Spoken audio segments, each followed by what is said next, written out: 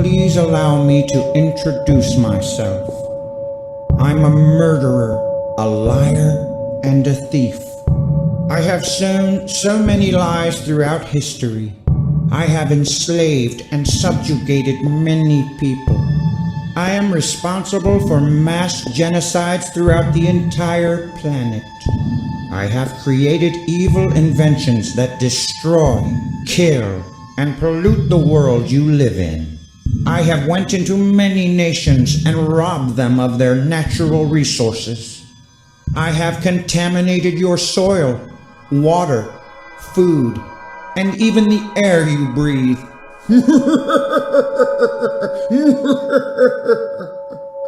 The whole world marvels after me. This is why I can do such evil in their sight. Who am I?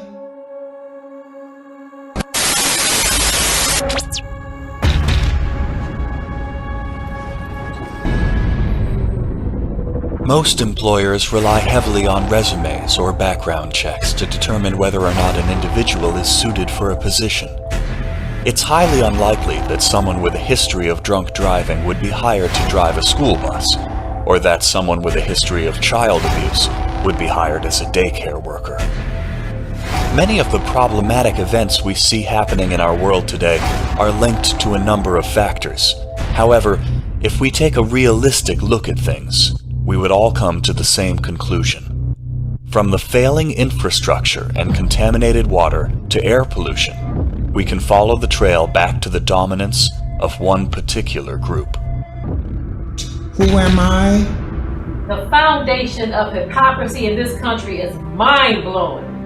You have people who stole this land from the Native Americans and killed them for it. These same people are supporting the people in Israel who have stolen land from the Palestinians and are killing them for it. And the tripped out thing about all of this is they have the nerve to call them the terrorists. Who am I? Another interesting fact is that these same people who enslaved black people and systematically murder them to this day, they got the nerve to call us thieves, thugs, and animals. Who am I? You would think that their background is pretty spotless, wouldn't you? Not so. These people have gone all over the planet, killing, raping, murdering, pillaging, and stealing land from indigenous populations. Who am I? Who is this fourth beast that the scriptures talk about? This empire is going to devour the whole earth and tread it down and break it into pieces. Who is this people that's content with destroying the whole earth? Who am I? The scripture states that you judge a tree by its fruit, that a corrupt tree will have corrupt fruit, for the tree is known by his fruit. Who am I? If this tree were to represent a people, then we could simply look at the fruit and determine if they're wicked or not. Who am I? What people are destroying the planet with their wicked inventions? Who am I? They have left a trail of murder, theft, and destruction all over the earth. Who am I? This is a corrupt fruit from a corrupt people.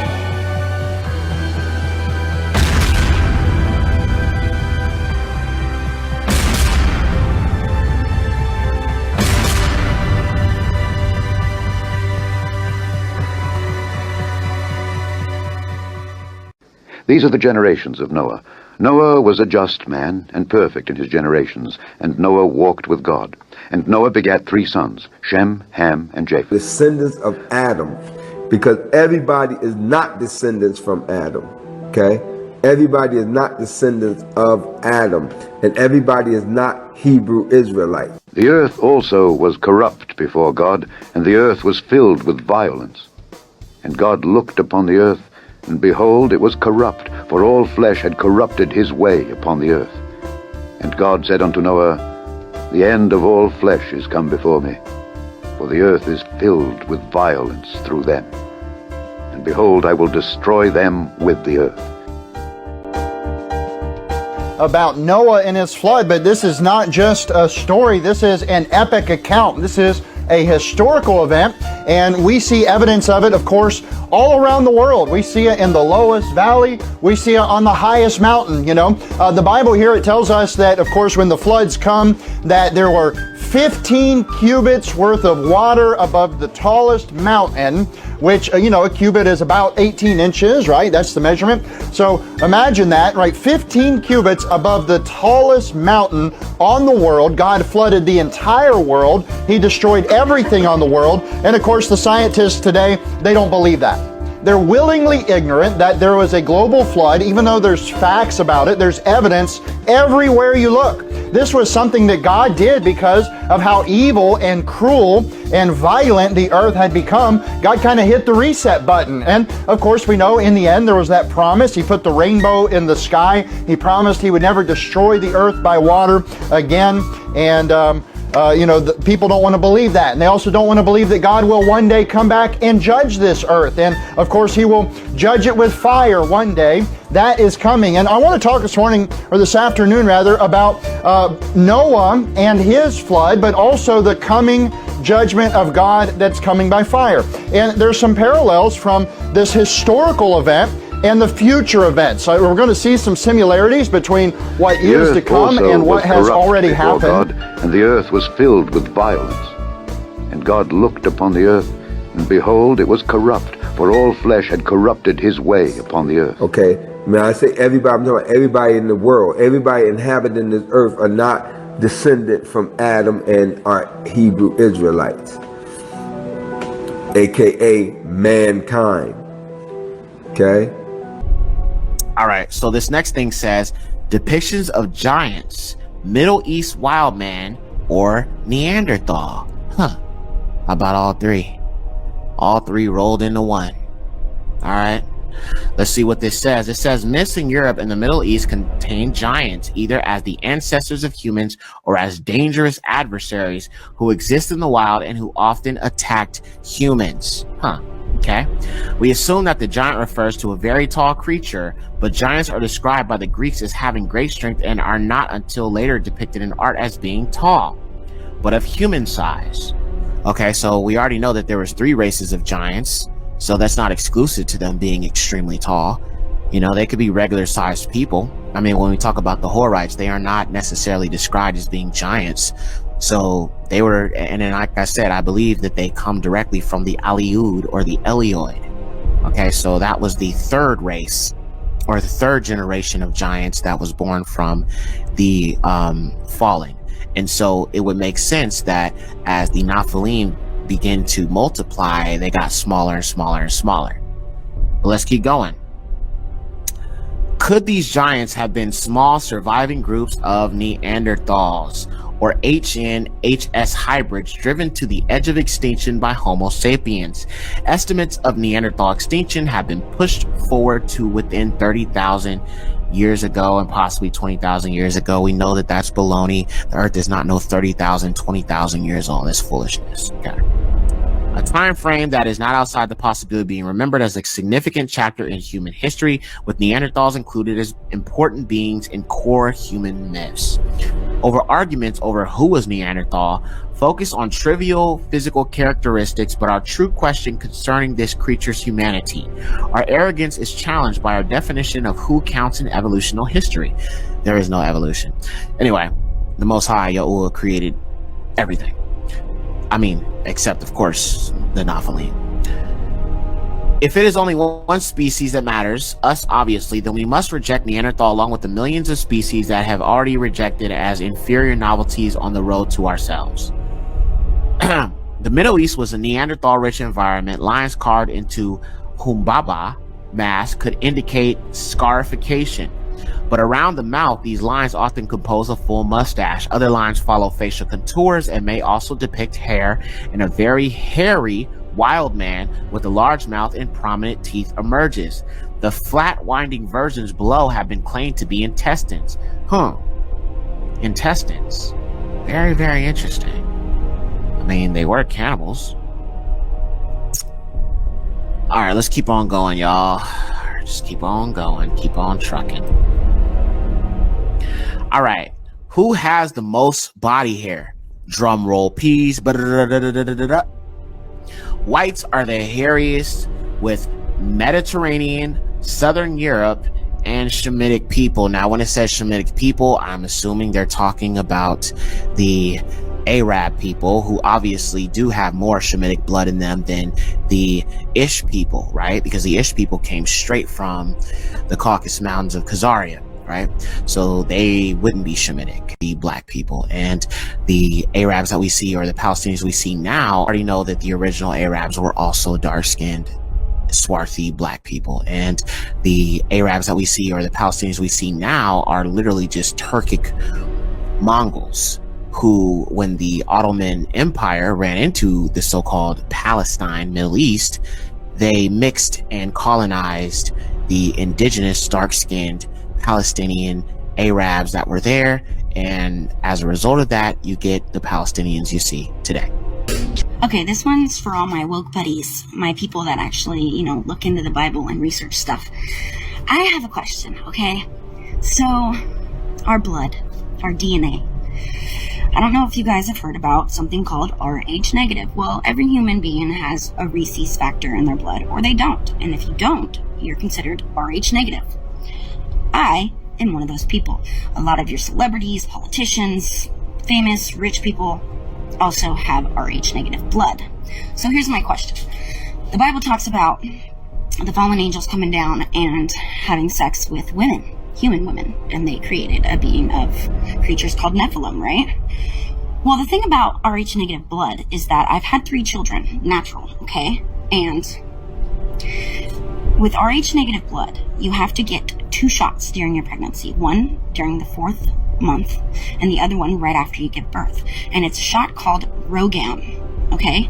And they give you this shot because if you're Rh negative blood and your baby has positive blood, your body will literally kill your infant child in your womb. Now, I've thought about this for years. My daughter is now 16 years old, okay? So, years. And I've just wondered, why would God create a human being that has a blood type that would kill his creation, right? And the only logical conclusion I've come to is that it's not of him. It's not his blood type. It's not natural. It's not natural. Doesn't seem natural.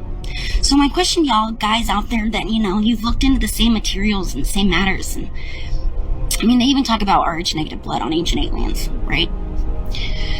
Now, I don't believe I'm an Ancient Alien, but I'm saying, what if the Rh negative factor is a product of the Nephilim? Just wondering. So please leave your answers or your advice or your opinions in the comments, because this is a topic that really interests me, and I don't think it gets enough attention. It's weird. Let me know. They're not all mankind. If you go back and look at the story of creation, there were other species who were created or made before Adam was created or formed, okay? Yet the Most High only breathed into our forefather Adam's nostrils, okay, the breath of life. And the Most High did not breathe that breath of life into those others who were created before Adam. Those others who are also inhabitants of the earth, they inhabit the earth, but they are not a people, and they are not mankind, and they are not man, okay? They're not man. There are different species, okay? There are cattle, there are beasts, there are animals, okay? Even though they have 2 arms, they have 2 legs, they have a head, they have 2 eyes, they have 2 ears, and a nose and a mouth. They are not the children of the Most High, our God, the God of Israel. They are not the children of God. They are not the chosen. And they are not man or mankind. Now, what I want to focus on today is the word Nephilim here. Because one mistake a lot of people make is thinking that Nephilim just means giants. This abominable genetic deviation. But what if there was another deviation? Well, first of all, let's just go to the book of Enoch and see what it says. And all the others together with them took unto themselves wives, and each chose for themselves one, and they began to go in unto them, and to defile themselves with them. And they became pregnant, and they bore great giants, whose height was 3,000 ells. And they began to sin against the birds, and the beasts, and the reptiles, and the fish, and to devour one another's flesh. Then the earth laid accusations against the lawless ones. Now, if we go back to Genesis here, we read that the earth was corrupt in God's sight and full of violence. Now, I want to really focus on corrupt here. The earth was corrupt in God's sight. God saw how corrupt the earth had become, for all the people on the earth had corrupted their ways. And even before that verse here, Noah was a just man, perfect in his generations. This is very important, generations. So there was a whole lot of talk of corruption here, and I find this very interesting because God was also mad with the animals, the birds, and the plants. But what had they done? Now, putting two and two together, remember how I said in Enoch chapter 7, the giants began to sin against the birds and the beasts and the reptiles and the fish. What we have here is a human skull and a Neanderthal skull. As you can see, the Neanderthal skull is vastly different from the human skull. Its bone structure is denser, stronger. You can tell it's more solid. Its teeth are stronger. And I really wonder, could this be a Nephilim? The earth was also corrupt before God, and the earth was filled with violence. And God looked upon the earth, and indeed it was corrupt, for all flesh had corrupted their way on earth. All flesh. Now, there is this thing called the Dead Sea Scrolls from around the 3rd century BC. Now, in the Dead Sea Scrolls, there is this one most interesting book called the Book of Giants. Now, what they found was little fragments, and what they came out with is this most interesting story. 200 angels who choose animals on which to perform unnatural acts, beasts of the field, from every animals, from every bird, for miscegenation. Miscegenation. It means crossbreeding. It means taking different species and mixing them together to make something new. It is very curious how in Enoch, the giants began to sin against the birds and the beast and the reptiles. The Book of Giants seems to call it miscegenation. Now, let's look at some Egyptian gods.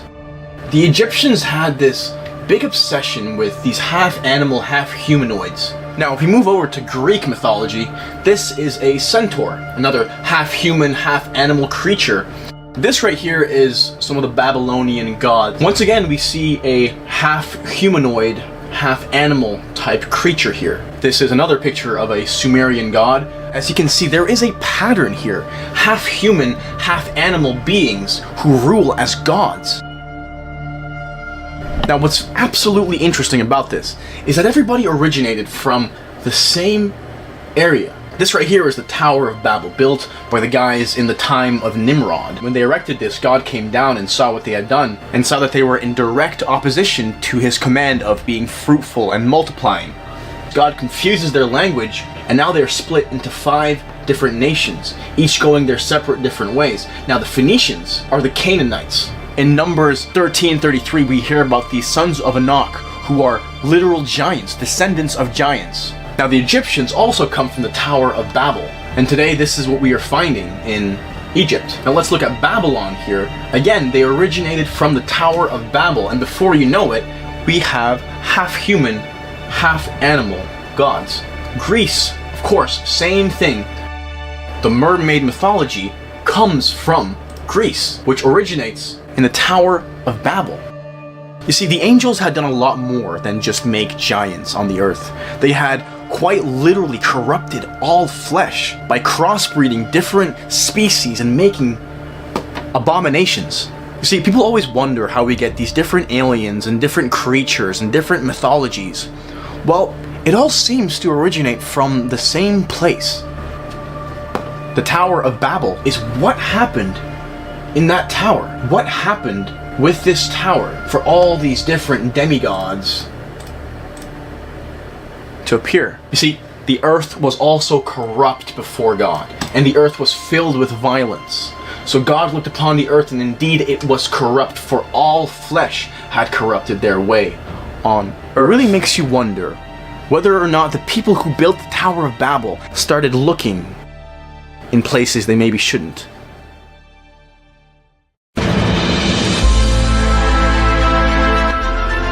Greetings, this is Brother Eli. Welcome to Bible Truth Revealed.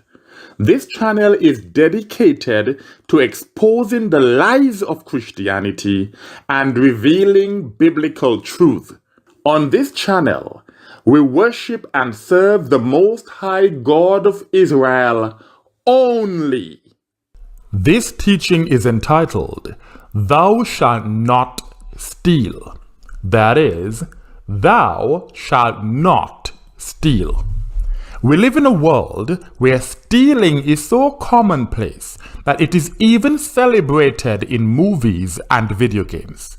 Some people think nothing of stealing other people's property, identity, time, ideas, you name it, they'll steal it.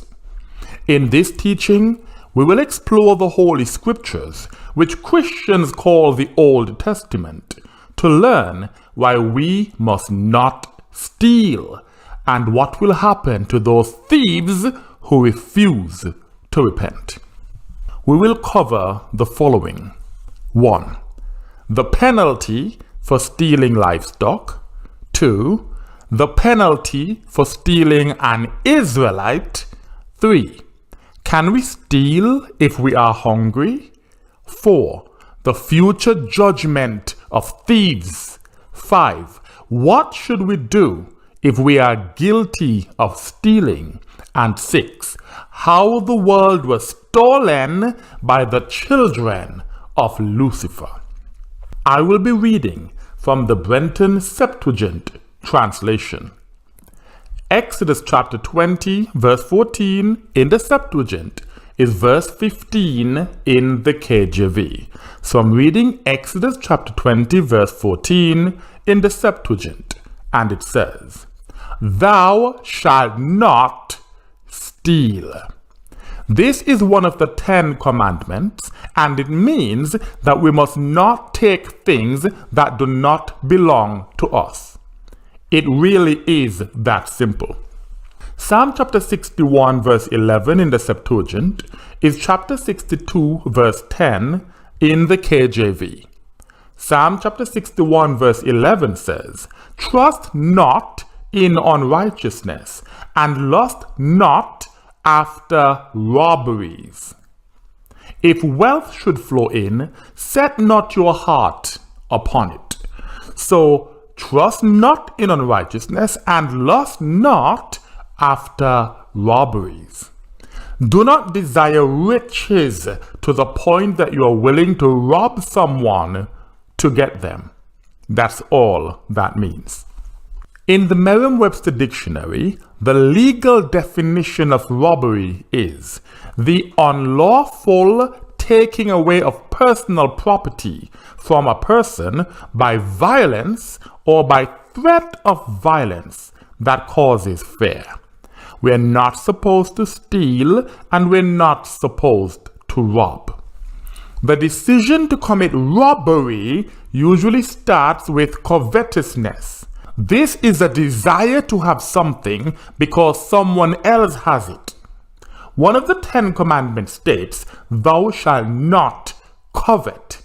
If we avoid the sin of covetousness, we can also avoid committing robberies. To better understand the dangers of covetousness, please listen to my teaching entitled, Should We Get Rich or Die Trying? That is, should we get rich or die trying? Leviticus chapter 19 verse 13. Leviticus chapter 19 verse 13 says, Thou shalt not injure thy neighbor. Neither do thou rob him, neither shall the wages of thy hireling remain with thee until the morning. We must not do anything that deprives our brethren of what is rightfully theirs. Even if someone works for us, we must pay them as soon as the job is done. We must not keep back their wages for any longer than necessary. For example, if we have a mutual agreement to pay our employees at the end of the week or the end of the month, we must keep our end of the bargain. When we pay our employees on time, we also have a right to expect them to complete their work on time. So let's look at the penalty for stealing livestock. Ancient Israel was an agricultural society, and the Most High gave laws to discourage the people from stealing one another's livestock. Exodus chapter 21 verse 37 in the Septuagint is chapter 22 verse 1 in the KJV. So I'm reading Exodus chapter 21 verse 37 in the Septuagint, and it reads thus: "And if one steal an ox or a sheep and kill it or sell it, he shall pay 5 calves for a calf and 4 sheep for a sheep." This law served as a deterrent to would-be thieves. It certainly isn't worth it to steal from someone if you could end up being forced to pay 4 or 5 times the value of what you stole. So if you stole someone's ox or sheep and you killed it or you sold it, you would have to pay 4 or 5 times the value of what you stole. Exodus chapter 22 verses 1 to 3 and verses 6 to 8 are found in the same chapter, but verses 2 to 4 and 7 to 9 in the KJV. It says, "And if the thief be found in the breach made by himself, and be smitten and die, there shall not be blood shed for him. But if the sun be risen upon him, he is guilty. He shall die instead. And if a thief have nothing, let him be sold in compensation for what he has stolen. And if the thing stolen be left, and be in his hand alive, whether ox or sheep, he shall restore them twofold." So if a thief breaks into a person's property to steal by night when it is dark, and that thief gets killed, the person that killed the thief would not be held accountable. That person would not be guilty of murder. But if the sun be risen upon him, meaning if it is light, if it's obvious who this person is and what this person is up to, and you kill them, then it will be considered murder. Why? Because when it was dark, you could not see. Anything can happen. But when it's in the light and you chose to kill your brother, you will pay the penalty for killing your brother, even though your brother is a thief. And if the thief has nothing to give to compensate for what he has stolen, he himself would be sold. So there was no benefit for poor people to steal, because if they were caught, naturally they had nothing to give, and they would be sold to repay what they've stolen. And if the thing stolen be left, and be in his hand alive. So this is the difference between the previous verses and this verse. In the first instance, the thing was killed and or sold. In this instance, it's still alive and he still has it. Whether it's an ox or a sheep, he shall restore them twofold. So if he killed and sold them, he would restore 4 to 5-fold, which is 4 to 5 times the value of what is stole. But if they're still alive and still with him, he will restore double. And if he was unable to pay, he will be sold so that the person he stole from could be compensated. Verse 6. And if anyone give to his neighbor money or goods to keep, and they be stolen out of the man's house, if the thief be found, he shall repay double. There was always a requirement to repay more than what you stole. This is why people would avoid stealing, because if you went to steal something and you were caught, you had to pay twice the value of that thing as a minimum. But if the thief be not found, the master of the house shall come forward before the Most High, and shall swear that surely he has not wrought wickedly in regard of any part of his neighbor's deposit, according to every injury alleged, both concerning a calf, and an ass, and a sheep, and a garment, and every alleged loss, whatsoever in fact it may be. The judgment of both shall proceed before the Most High. And he that is convicted by the Most High shall repay to his neighbor double. So if you gave something to someone to keep, and that thing was stolen from that person, if the thief was found, he would pay double. But if the thief was not found, the person you gave it to would come before the Most High and swear that they genuinely do not know what happened to the thing that you gave them to hold. And the Most High would be the one who judged between you and that person. And if it turns out that the person you gave it to actually stole it, which means that they took it or kept it without your consent, with no intention of returning it, the judgment is that that person would have to repay double the value of what they took.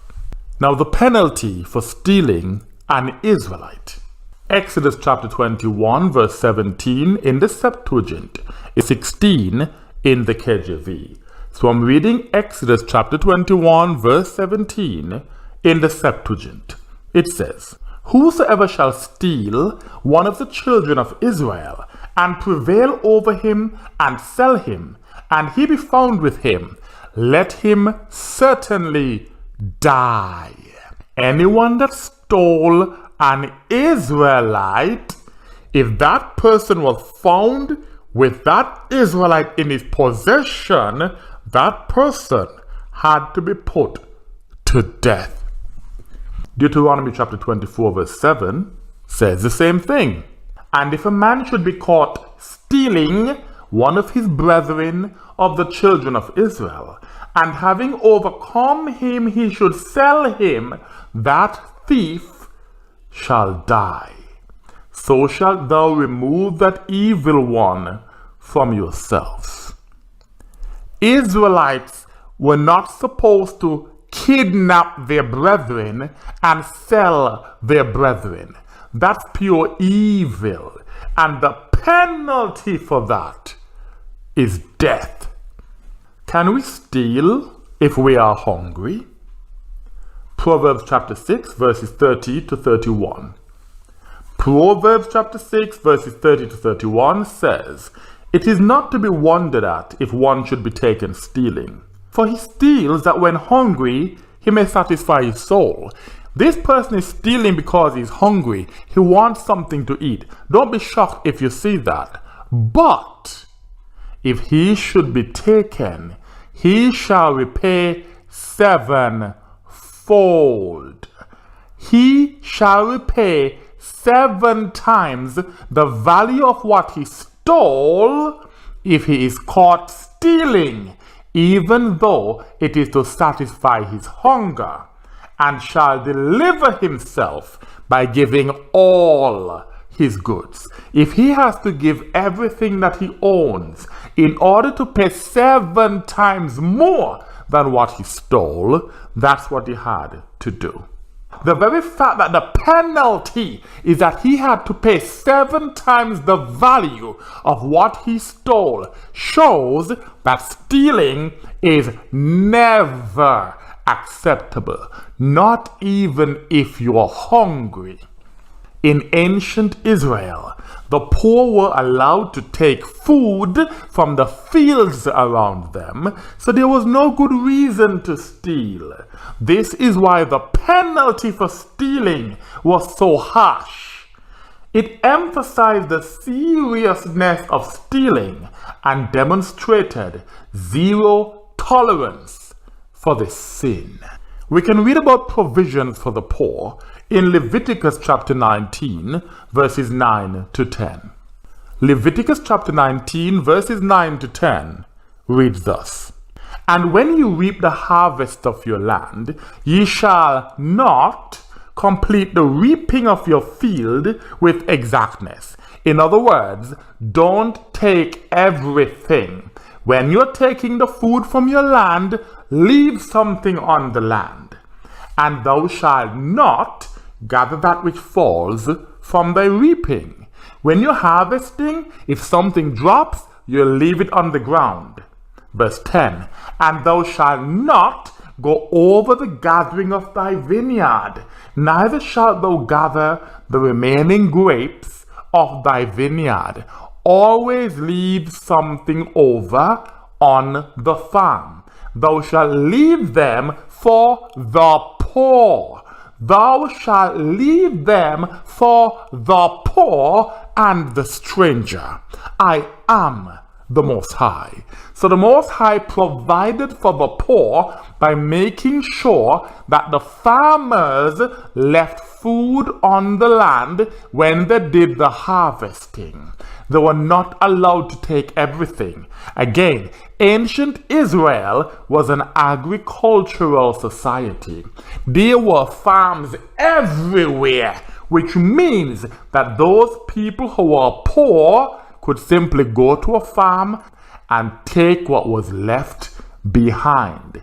That was not stealing. Therefore, if a poor person chose to go and steal, to take from somewhere where he was not authorized to take from, that person had no excuse, and that's why he had to repay 7 times the value of what he stole. The Most High hates stealing. He gave this law to ensure that even the poor always had food to eat.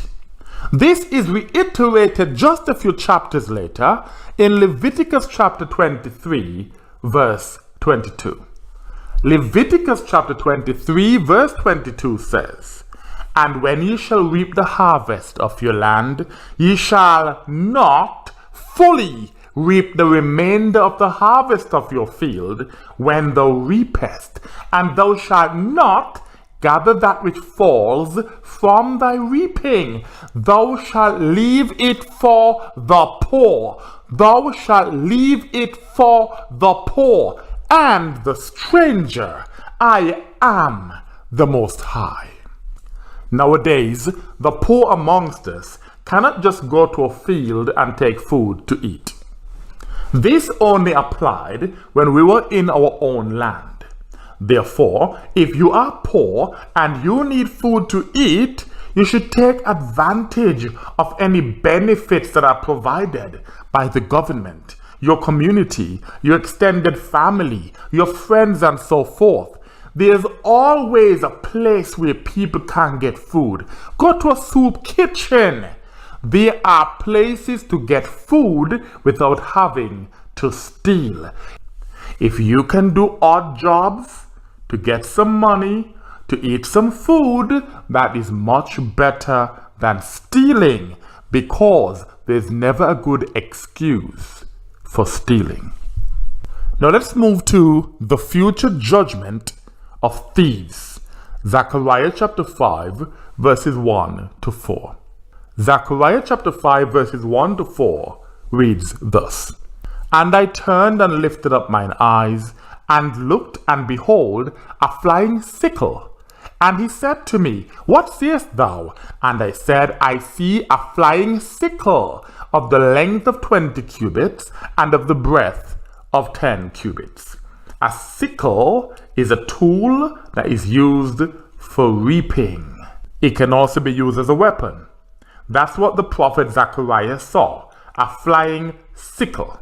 Now, if you're following along in the King James Version of the Christian Bible, or any other Bible that is based on the Masoretic text, it states that the prophet Zechariah saw a flying scroll, a flying roll, or a flying book, rather than a flying sickle. There's a big difference between a scroll and a sickle. So why is there a difference? The lying, thieving Jewish Masoretes could not bring themselves to write that the prophet Zechariah saw a flying sickle. This is because the flying sickle represents the judgment that is to come. All liars and thieves will be put to death. It was easier for them to change the text to say that the prophet saw a flying scroll than for them to face their fear of judgment for their lying and thievery. The very next verses confirm that the flying sickle represents death. Let's keep reading. Verse 3. And he said to me, This, meaning the flying sickle, is the curse that goes forth over the face of the whole earth. For every thief shall be punished with death on this side, and every false swearer, that means a liar, shall be punished on that side. There's a popular saying, show me a liar and I'll show you a thief. People who steal constantly lie to cover their tracks. This was especially true of the Jewish Masoretes. Among other things, they stole the identity of the children of Israel, and they will pay for their crimes. This is why they refuse to write the truth that the prophet Zechariah saw a flying sickle. Their judgment is death. They preferred to write that he saw a flying book, a flying roll, or a flying scroll. Verse 4.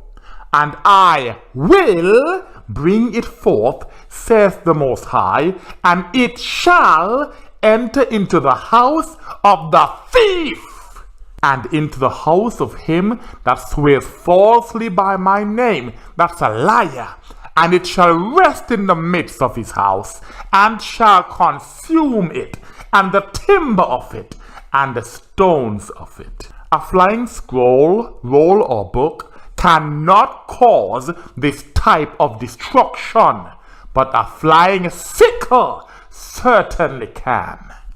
The prophet Joel also confirmed that the sickle represents death or destruction.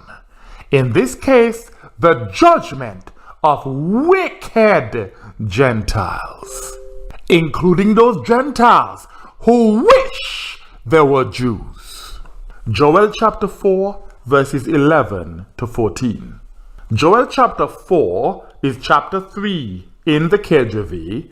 I'm reading verses 11 to 14. It says, Gather yourselves together, and go in, all ye nations round about, and gather yourselves there. Let the timid become a warrior. Let them be aroused. Let all the nations go up to the valley of Josaphat, for there will I sit to judge. This is judgment day. All the Gentiles round about. Bring forth the sickles, the same sickles.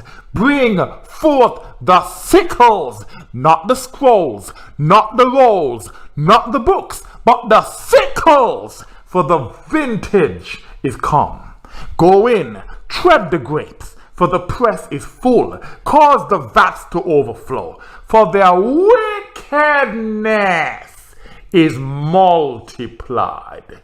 The sickles represent the death and the destruction of the wicked. Verse 14.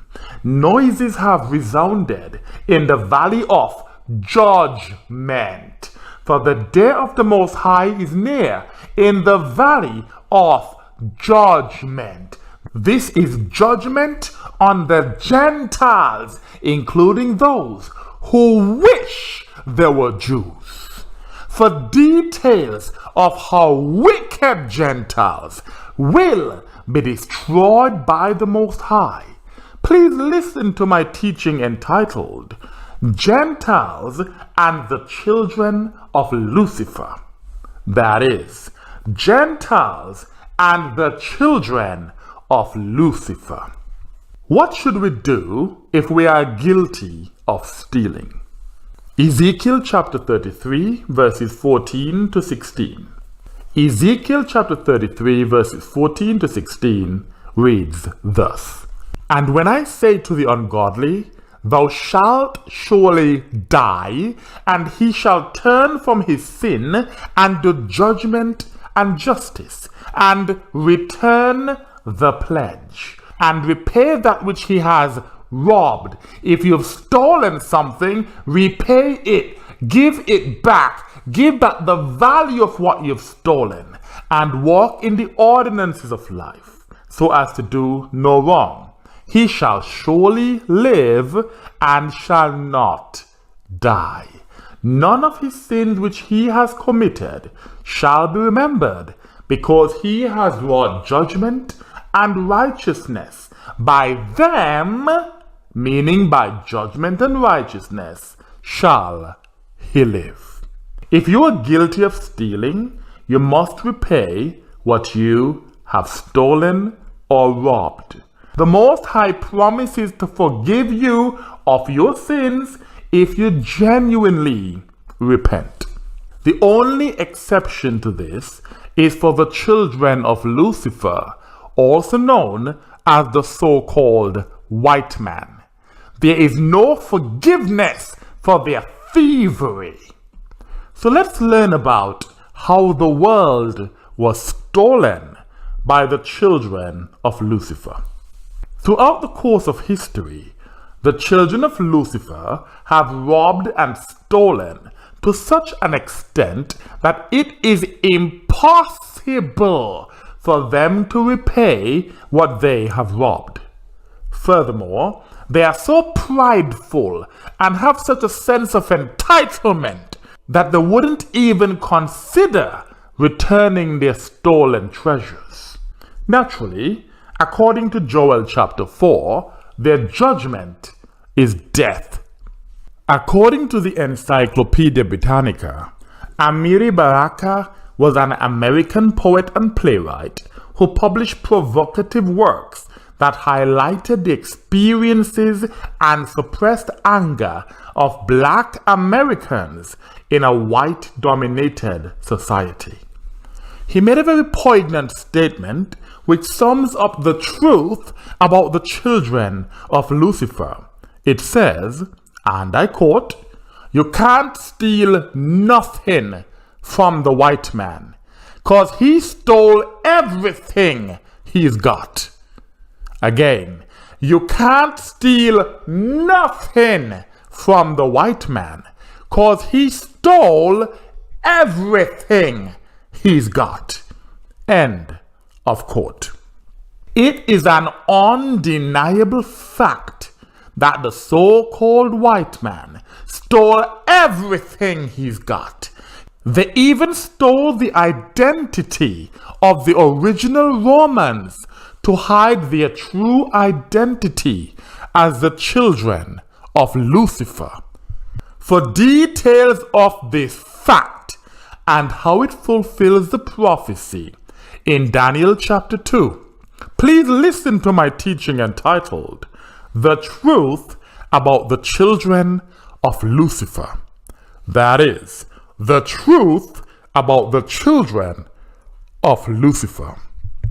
On wfpc.sanford.uke.edu, which is the website of Duke University, there's an article entitled European Colonizers Create Wealth Through Stolen Land and Stolen Labor.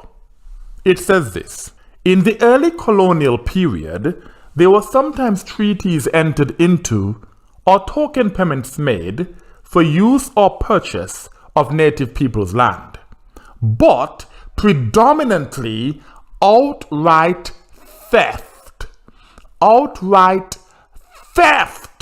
enforced by violence were the method of colonial land control. That is how the children of Lucifer got what they have today, by outright theft enforced by violence.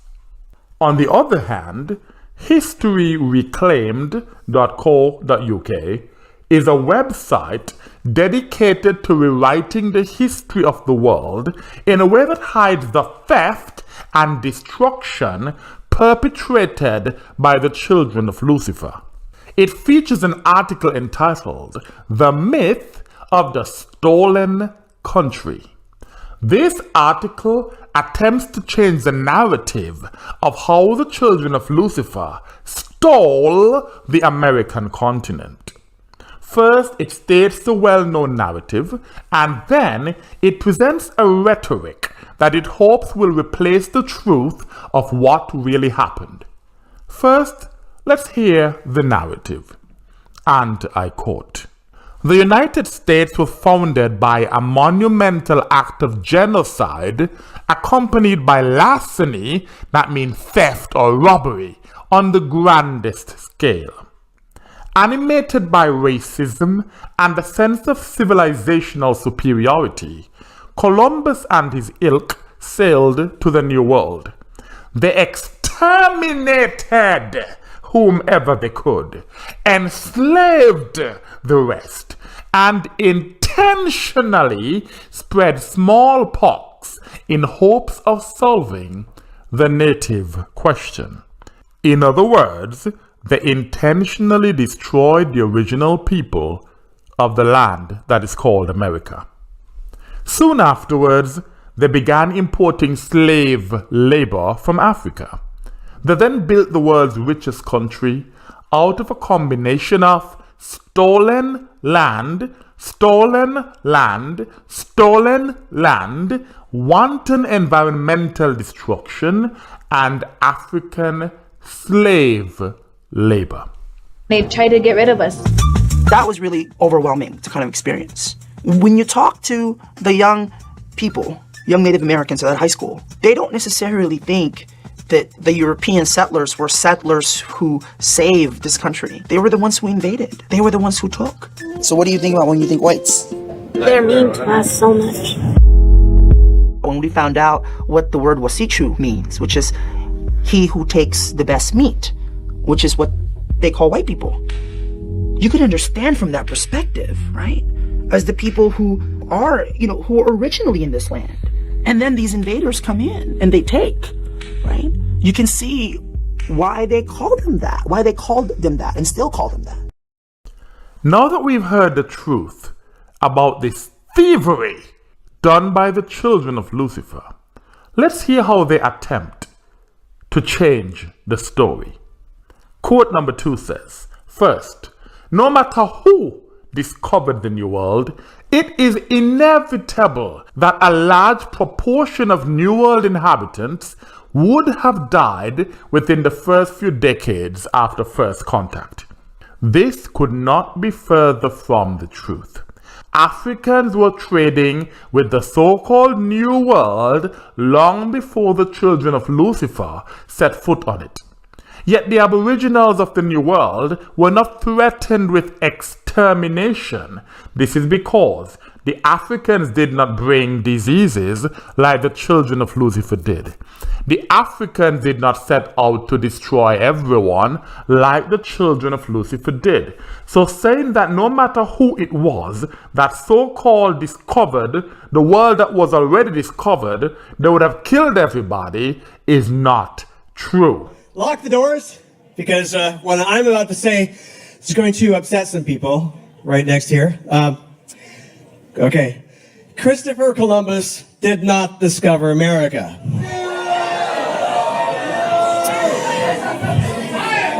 Exactly. I mean, never mind the question of like how you can discover a place where the inhabitants are watching you arrive from the shore. Yeah, they weren't wearing pants. Is that what somebody said? I like that. So anyway, there were actually many other mariners before Columbus that discovered America as well. Decades earlier, even eons earlier, there were so many people that were coming across these islands and this continent. But it's only been in the last century that evidence has surfaced and continually grown to indicate that many of these pre-Columbian explorers might have come from Africa. Had the so-called white man not set out to do what he does best, which is to steal, kill, and destroy, as written in their so-called New Testament, the original inhabitants of the land called America would still own their land to this very day. Quote number 3 says, "The idea that the Europeans stole some land which had belonged in perpetuity to any one tribe is therefore ludicrous. The children of Lucifer refused to repay the land they stole from the aboriginals of America, Australia, South Africa, and other places that they destroyed. Therefore, according to the Holy Scriptures, their judgment is death. They can claim that the idea that they stole some land is ludicrous as much as they want. We all know what they did, and they know what they did. The Most High knows what they did, and their judgment, according to the Holy Scriptures, is death." As stated earlier, their sense of superiority and entitlement makes it impossible for them to even consider returning the things they have stolen. As a result, they will be destroyed. There's an ancient saying which sums this up nicely, and I quote, "When white folks steal colored folks' stuff, it stays stolen." Again, when white folks steal colored folks' stuff, it stays stolen. End of quote. In conclusion, stealing is a terrible crime which was severely punished in ancient Israel. Also, when the Most High returns to deliver his people, he will destroy all thieves and liars. For this reason, I strongly urge every thief to repay or return what he has stolen while there is still hope. The only exception is the children of Lucifer. They will never stop stealing, and they will never return or repay what they have stolen, so they are guaranteed to be destroyed. Let's take all of the 10 Commandments very seriously, because the Most High certainly does. And with that, I say, Salam. I am a colonizer, and the land I currently occupy is not my home. My ancestors stole this land from the indigenous cultures here through coercion and mass large-scale violence.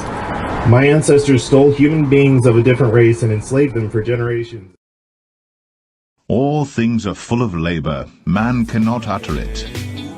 The destroyer has returned. I am the God of thy father, the God of Abraham, the God of Isaac, and the God of Jacob. Earth's magnetosphere is continuing to fail the Earth at an alarming rate, with seemingly no end in sight. The thing that hath been, it is that which shall be, and that which is done is that which shall be done, and there is no new thing under the sun. Men forget the days of the destroyer. Only the wise know where it went, and that it will return to its appointed hour. It raged across the heavens in the days of wrath, and this was its likeness. It was a billowing cloud of smoke enwrapped in a ruddy glow, not distinguishable in joint or limb. Its mouth was an abyss from which came flame, smoke, and hot cinders. When ages pass, certain laws operate upon the stars in the heavens. Their ways change. There is movement and restlessness. They are no longer constant, and a great light appears redly in the skies. When blood drops upon the earth, the destroyer will appear, and mountains will open up and belch forth fire and ashes. Trees will be destroyed, and all living things engulfed. Waters will be swallowed up by the land, and seas will boil. The heavens will burn brightly and redly. There will be a copper hue over the face of the land, followed by a day of darkness. A new moon will appear and break up and fall. The people will scatter in madness. They will hear the trumpet and battle cry of the destroyer. They will seek refuge in the den of the earth. Terror will eat away their hearts, and their courage will flow from them like water from a broken pitcher. They will be eaten up in the flames of wrath and consumed by the breath of the destroyer. Ecclesiastes 12 and 13, the whole duty of man is that we keep these commandments. Yeah. You don't even know what the law say. You're quick to shoot it down, ready to keep you grounded like every day. All it is, it's a higher bodily instructions, like a manual to a merchandise, show you how to function. Keep you mentally clean, spiritually clean. Keep the heavens smiling down on you, show you how to eat. Show you how to live a life free of disease. So it's a wrap if you drop that hunk of pig in them black-eyed peas. That meat full of bacteria and pus. Pig eat his own crap. Never sweat, never throw up. Have your heart toe up, struggling to pump your blood. We fill these hospitals up with no idea for what. But excuses, excuses, excuses, excuses. You got too many reasons why you don't want to do it. And then we wonder why the Father let predicaments worsen. He ain't giving no passes and he got no respect for persons. Get on your dash, it's time to gather. Strife will arise, it doesn't matter. Don't waste your grace on that chitter nor chatter. Get on your dash, get on your dash, get on your dash. It's time to gather. Strife will arise, it doesn't matter. Don't waste your grace on that chitter nor chatter. Get on your dash, get on your dash.